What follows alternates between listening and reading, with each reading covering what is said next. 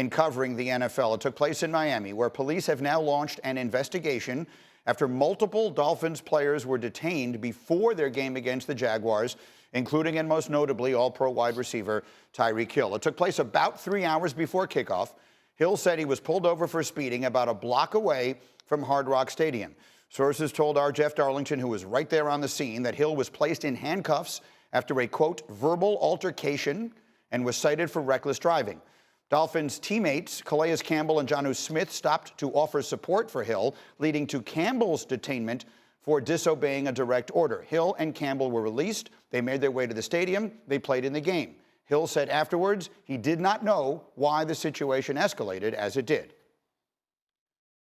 Right now I'm still trying to put it all together, so I'm not going to give you a version that I still don't know what happened. You know what I'm saying?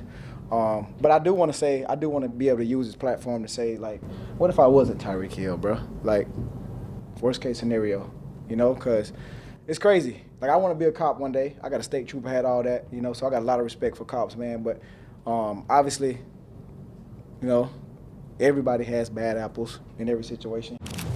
I'm driving to the game. The lane I'm in is blocked off.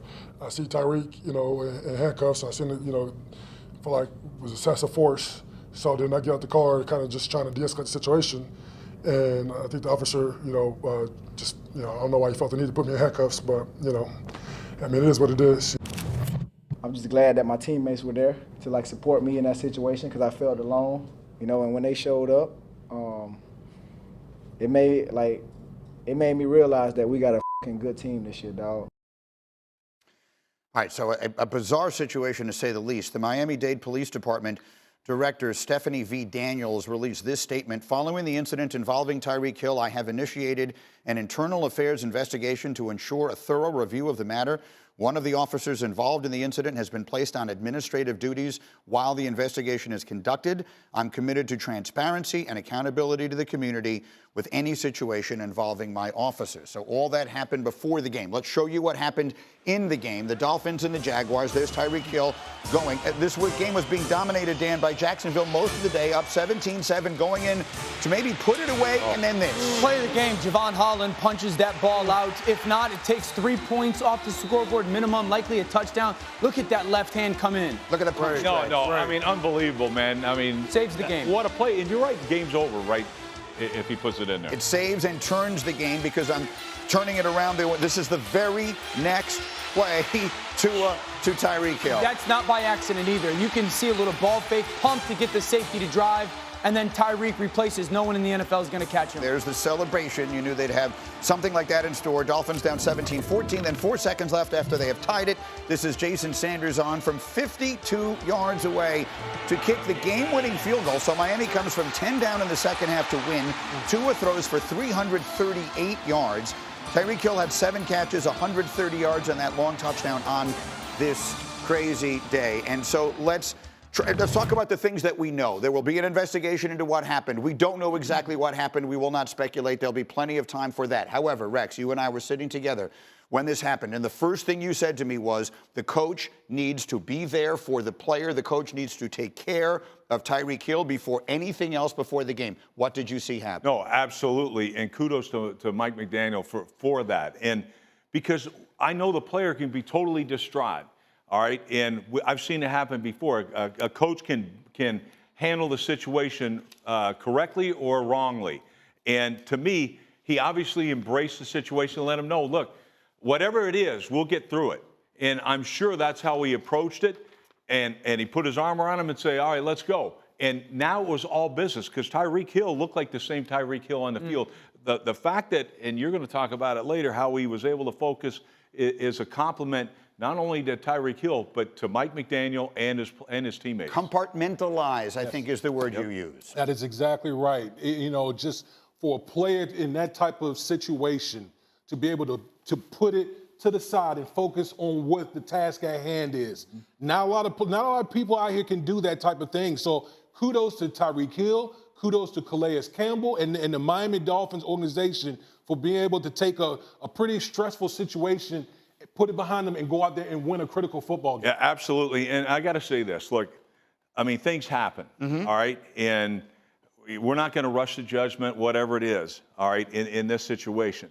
I've dealt with a lot of things as a head coach, much worse than this, actually. And it's important the way you handle it. Do you trust your players and all that stuff? And I think that this team may grow from something like this where it's like, and you heard about Tyreek Hill talking about how his teammates were there.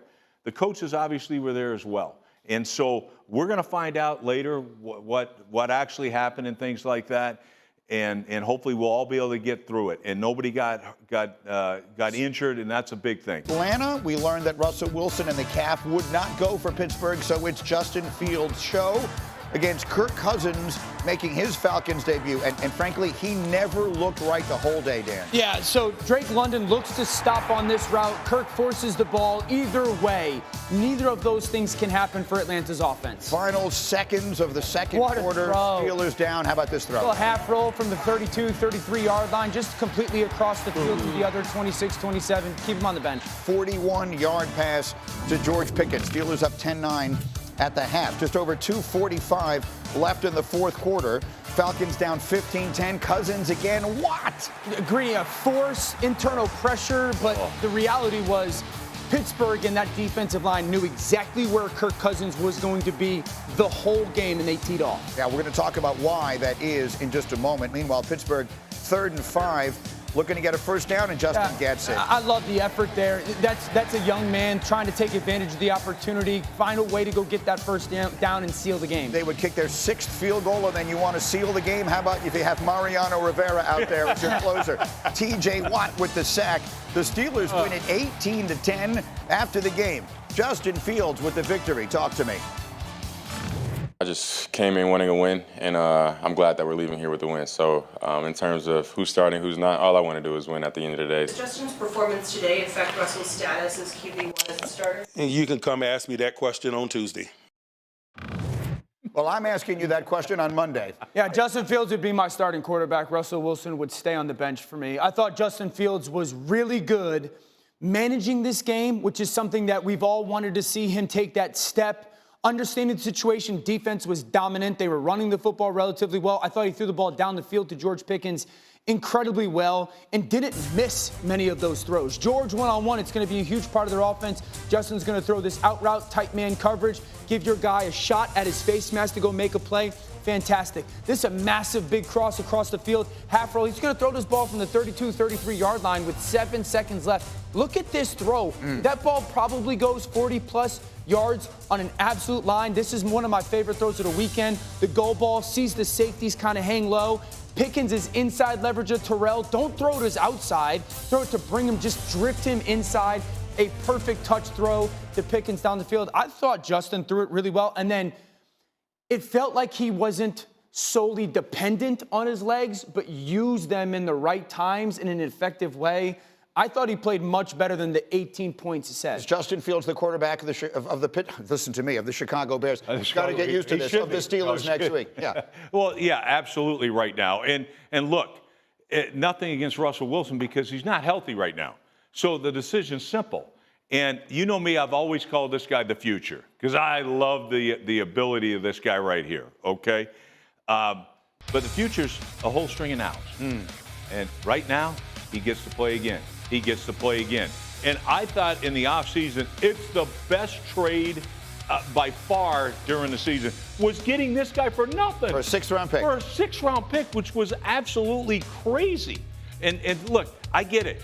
Okay, initially when he came in the league, he's a better athlete than he is a quarterback. No doubt. Okay, and so what? So was Steve Young. You know what I mean? So was Randall Cunningham. Well, guess what? They can get better. Those guys have a tendency to get better. And if all of a sudden this guy hits, you're looking at a superstar. They're in Denver for a 425 kick this coming week. Again, we'll see who the starting quarterback is. You would think Russell Wilson might really like to play in that game against his former team, but that's not the primary consideration. Would you stick with him right now? Let's say Russell Wilson is healthy enough to play, and from what we understand, he lobbied to play yesterday. Are you sticking with the younger guy? I am. He's a more dynamic athlete. These guys are very similar as far as their quarterback skills are concerned, but Justin Fields, and Rex could speak to this, from a game planning perspective, you have to game plan him differently than you do a Russell Wilson. And listen, I said it last week coming into the game.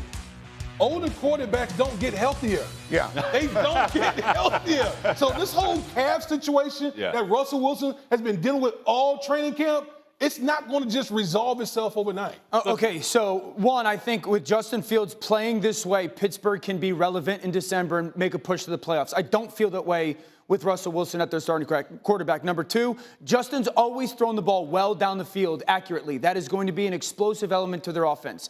Two things that they'll have to get better on. We saw a couple fumbled snaps early on, so that's got to get rid of it. Understand matchups a little bit more. He still doesn't do a great job with that, and they're going to have to figure that out. And then the second thing is, Justin still can't execute a quick passing game. So sometimes quarterback coaches want, hey, just an efficient, quick 5-yard passing game. That's not going to be Justin. How does Arthur Smith figure out the way to get that but without you can't do that with him. You know how you talked about when we did the highlights of Dallas and Cleveland? Yeah. Sure. How they move the pocket.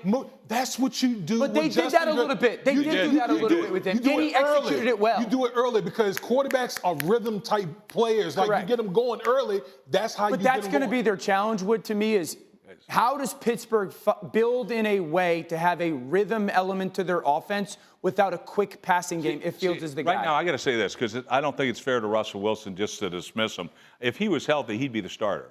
But you're looking at a guy that's a Hall of Fame quarterback. Mm-hmm. A Hall of Fame quarterback. When you say, oh, he's not? Oh, really? In his first 12 years, he's had the second most touchdown passes in the history of football. Yeah. He doesn't. I mean, you don't just throw this guy out. Now, the opportunity has presented itself. Right. And sometimes when opportunity presents itself, you got to take it and run.